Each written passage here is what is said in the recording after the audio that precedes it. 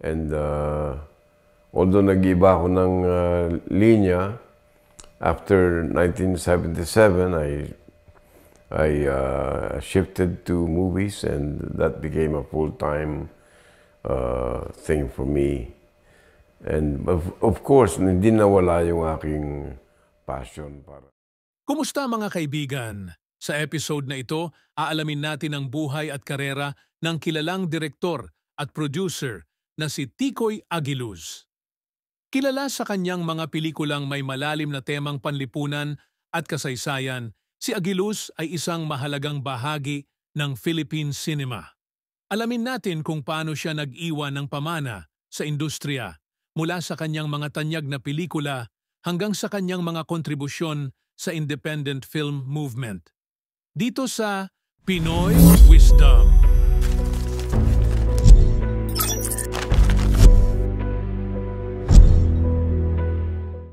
Si Amable Ticoy Aguiluz ay ipinanganak noong Setyembre 23, 1947. Mula sa murang edad, may interes na siya sa sining ng pelikula. Nakalaunan ay humantong sa kanyang pag-aaral ng filmmaking sa University of the Philippines. Nagpatuloy siya sa pag-aaral sa New York, kung saan siya naging mas malalim sa technical at malikhaing aspeto ng paggawa ng pelikula.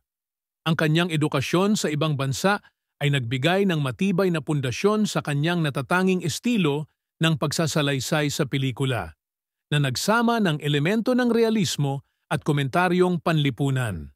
Isa sa mga pinakakilalang pelikula ni Ticoy ay Ang Segurista, 1996, isang pelikulang tumalakay sa buhay ng isang insurance agent na pumapasok sa mapanganib na buhay ng prostitusyon para lamang mabuhay. Ang pelikulang ito ay nagbigay sa kanya ng Gawad Urian Award para sa Best Director noong 1996.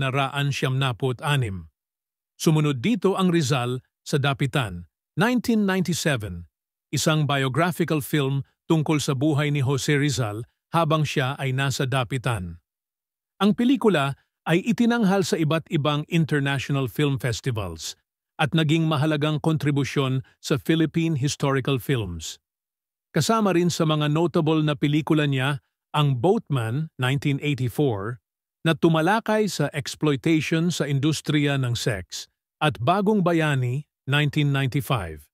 Na isang docudrama tungkol sa buhay ng domestic worker na si Flor Contemplacion. Ang mga pelikulang ito ay nagdala ng mga isyung panlipunan sa harap ng screen, nagpapakita ng matapang na kritisismo sa mga mapang-aping sistema sa lipunan. Bukod sa paggawa ng pelikula, naging masugid na tagapagtanggol si Ticoy Aguiluz ng Philippine Independent Cinema. Noong 1979, itinatag niya ang Cine Manila International Film Festival, isang film festival na naglalayong bigyan ng platform ang mga lokal at international indie filmmakers. Sa ilalim ng kanyang pamumuno, ang Cine Manila ay naging tahanan ng mga pelikulang nagbibigay ng ibang perspektibo at boses sa mga kwentong hindi madalas na ipapakita sa mainstream media. Ang Cine Manila ay nagsilbing tulay sa pagitan ng mga Pilipino at iba pang filmmakers mula sa iba't ibang bahagi ng mundo, binibigyang diin ang pagkakaiba-iba ng mga kultura at kwento sa pelikula. Sa kanyang mga huling taon, si Ticoy ay patuloy na gumagawa ng mga pelikulang nakakapukaw ng isipan, tulad ng Manila Kingpin, The Asyong Salonga Story, 2011, na nagbigay sa kanya ng Best Director Award sa Metro Manila Film Festival.